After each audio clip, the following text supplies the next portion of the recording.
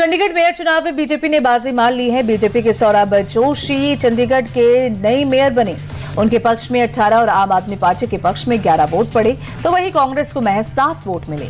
जीत के लिए जादुई आंकड़ा 19 वोट का था, लेकिन बीजेपी, कांग्रेस और आप ने अलग अलग चुनाव लड़ा, जिससे मुकाबला त्रिकोणीय हो गया। सबसे ज्यादा 18 वोट मिलने के आधार पर सौरभ जोशी को बीजेपी ने आज विजेता घोषित किया। वहीं बीजेपी ने डिप्टी मेयर और सीनियर डिप्टी मेयर के पद पर भी कब्जा किया है। कर्नाटक के मुख्यमंत्री सिद्धरामैया और उनके परिवार को मोटर स्कैम केस में कोर्ट से बड़ी राहत मिली है। बेंगलुरु की जनप्रतिनिधियों की स्पेशल कोर्ट ने लोकायुक्त की बी रिपोर्ट को स्वीकार करते हुए क्लीन चिट दे दी है। कोर्ट ने साफ कहा है कि सीएम और 3 अन्य आरोपियों के खिलाफ जांच जारी रखने के लिए कोई सबूत नहीं है, लिहाजा मांग को खारिज किया जाता है। आपको बता दें कि अर्जी में लोकायुक्त की क्लोजर रिपोर्ट को चुनौती देते हुए उसे अस्वीकार करने की मांग की गई थी। छत्तीसगढ़ में शांति और सुरक्षा बनाए रखने के लिए रजत जयंती पदक का अनावरण किया गया।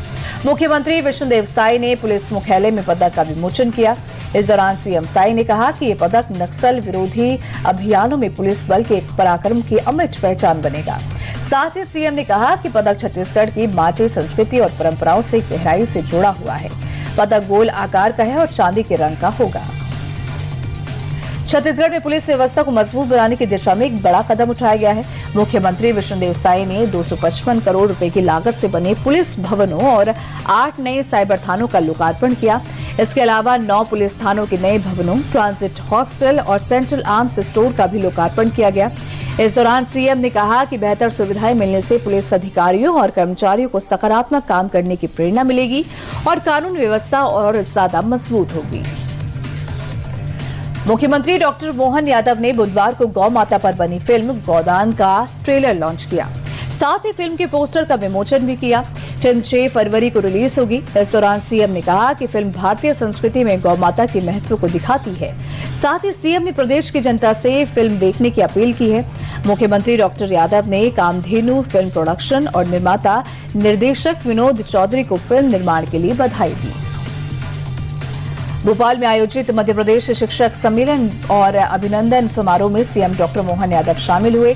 इस दौरान सीएम ने शिक्षा के क्षेत्र में उत्कृष्ट योगदान देने वाले शिक्षकों को सम्मानित किया। कार्यक्रम को संबोधित करते हुए सीएम ने कहा, बेहतर शिक्षा के लिए हम लगातार काम कर रहे हैं। इसी सत्र में 200 नए सांदीपनी विद्यालय खोले जाएंगे। साथ ही सीएम ने कहा कि शिक्षकों के हितों की रक्षा में सरकार ने कोई कमी नहीं छोड़ी है। भारत में ट्रेन का लेट होना आम बात है, अब इसमें कोई नई चीज नहीं है और इंडियन रेलवे इस पर ध्यान देने की जरूरत भी नहीं करता। लेकिन यूपी के बस्ती में ट्रेन का लेट आना रेलवे को हमेशा याद रहेगा, क्योंकि इसके चलते उसे 9 लाख का फटका पड़ गया। दरअसल 2.5 घंटा ट्रेन लेट होने से एक छात्रा का एंट्रेंस एग्जाम छूट गया, जिसके बाद उसने मामले को उपभोक्ता आयोग में उठाया और 20 लाख का दावा दाखिल किया। आयोग ने आरोपों को सही पाया और रेलवे को 9,10,000 का मुआवजा देने का निर्देश दिया। बॉलीवुड स्टार रणवीर सिंह कानूनी पचड़े में फंस गए हैं। उन पर आरोप है कि पिछले साल गोवा फिल्म फेस्टिवल के दौरान उन्होंने कर्नाटक की पवित्र दैव परंपरा का मजाक उड़ाया। इस मामले ने अब इतना तूल पकड़ लिया है कि बेंगलुरु में उनके खिलाफ एफआईआर दर्ज की गई है। कांतारा फिल्म के बाद चर्चा में आए इस खास अनुष्ठान को लोग बेहद पवित्र मानते हैं और रणवीर ने मंच पर इसकी नकल उतारी, जो प्रशंसकों और भक्तों को नागवार गुजरी। अमेरिका के टेक्सास में नए H-1B वीजा जारी करने पर रोक लगा दी गई है। गवर्नर ने अगले साल मई तक H-1B कैटेगरी के वीजा जारी नहीं करने के आदेश दिए हैं। पहले फेज में टेक्सास से सभी सरकारी दफ्तरों और यूनिवर्सिटी में रोक लगेगी। गवर्नर के आदेश से करीब 15,000 भारतीयों पर असर पड़ सकता है।